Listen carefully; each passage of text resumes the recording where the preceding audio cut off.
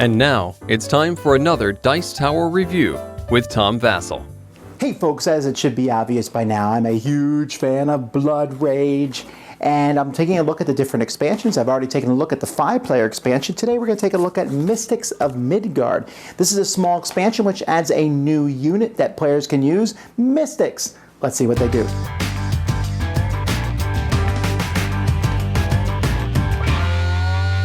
So with your player board, you're going to get a Mystic card, and you'll notice and say, what, these Rams? This is from the 5th player expansion, and I mention this because this set comes with Mystics for the 5th player, for the Rams, but they're not any good to you unless you also buy the 5th player expansion. But you don't need that, so each player is going to get their Mystic, and all the Mystics are the same except for the picture, so I'll put this here, invades for free, and you also get some miniatures. So just real quick just to remind you that everyone, a Mystic is a power of 2 and invades for free just like a leader. Well, that's a pretty cool thing to have.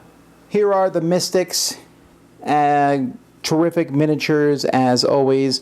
You can see, of course, great detail in them. If you compare it to one of the regular troops, they're about the same size, although their spears are probably a lot less bendy.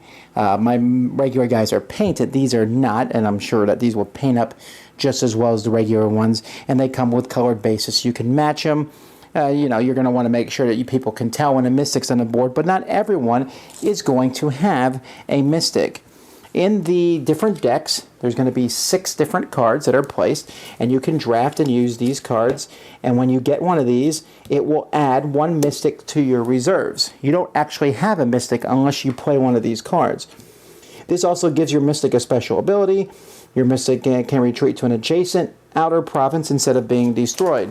So you get destroyed here in Horg, and you can just go here if this spot was open. So that's what that one does. Now your Mystic, when you build this clan upgrade, it gives you a Mystic in your reserve. You cannot immediately invade with it. However, you can invade with it on a future turn, and if you remember, you can do so for free. Both of these Mystic cards are the same. You could draft both of them, and you would have 2 Mystics that you could put out on the board then, but you do not get the special ability more than once. In the second era, here you add a Mystic to reserve, just like before, and your Mystic can invade a village occupied by a warrior or Mystic, destroying that figure. So you kind of come in and kill 1 Mystic or 1 warrior, which is pretty cool. And if I have both these cards, then both Mystics have both abilities. In fact, if I get the card from Era 3, which is another special ability, it does not give me another Mystic, even a limit of 2 Mystics, but you do get all 3 of the special abilities. Here, each time you win a battle, you get 3 glory for each of your participating Mystics. Not a bad thing if you have both Mystics in the same battle. It's plus 6 glory. That could be a pretty neat thing. And that's basically how Mystics work. Of the 3 smaller expansions, Gods of Asgard, the Gods of Midgard, Mystics of Midgard, and the 5th player expansion, this is probably my favorite. I really like the Mystics, mostly because it gives you another card that players can draft.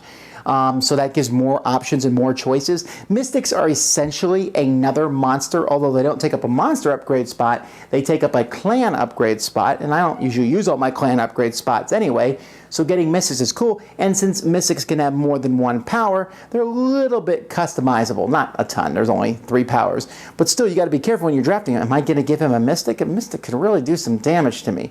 And it's a neat thing. It's just another thing, another unit. It doesn't add a lot of complexity. It's just like I said, adding another monster, another special ability. I like this kind of simple add with more options. Of course, it adds 2 more cards to each deck. That's not that big of a deal. That means 2 more cards will be basically out of the deck.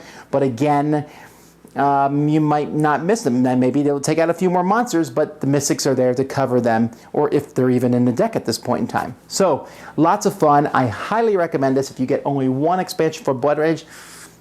Okay, I was going to say get this one, but I don't know, because Gods is pretty good, and I think more people will enjoy Gods. You'll have to check out my review. I'll put that out next week of the Gods of Midgard. But I think for me, personally, this one's my favorite, just because I like to have more things to draft and put out.